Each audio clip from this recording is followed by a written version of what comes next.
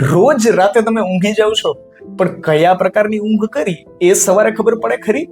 ઊંઘના પ્રકારો પણ હોય.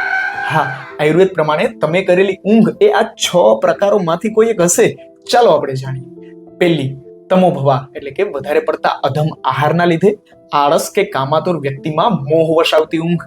બીજી, શ્લેષ્મ સમુદ્ભવા મતલબ કે વધારે પડતા કફવાળા ખોરાક જેમ કે શ્રીખંડ જેવી ગળપણો લીધા પછી ચડતું ઘેન. ત્રીજી, મનઃ શરીર શ્રમભવા મતલબ કે મનથી લીધેલા લમણા કે પછી શરીરથી કરેલા મજૂરી કામ પછી થાકના લીધે ચડતી ઊંઘ. ચોથી, આગંતુકી મતલબ કે રિષ્ટભૂતા એટલે ગંભીર વ્યાધિ કે પછી ઝેરના લીધે મરણ પથારી આવતી ઊંઘ. પાંચમી, વ્યાધિ અનુવર્તિની એટલે કે તાવ જેવા રોગોમાં આડઅસર રૂપે આવતું ઘેન.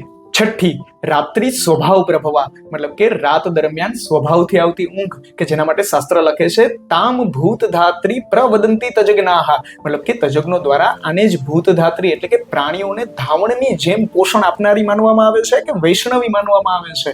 ખરેખર આને જ સૌથી શ્રેષ્ઠ અને યોગ્ય ઊંઘ કહેવાય. બાકીની 5 માટે તો એવું લખે છે કે તમોભવા એ અદસ્ય મૂલમ મતલબ કે મોહવશ કરેલી ઊંઘ એ પાપ કર્મ બાજુ જ આગળ વધારે છે અને બાકીની 4 એ શારીરિક કે માનસિક વ્યાધિને અનુરૂપ જ ગણવી.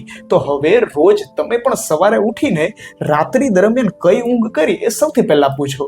વધારે આયુર્વેદ વિશે જાણવા માટે કેતુ આયુર્વેદને ફોલો કરો.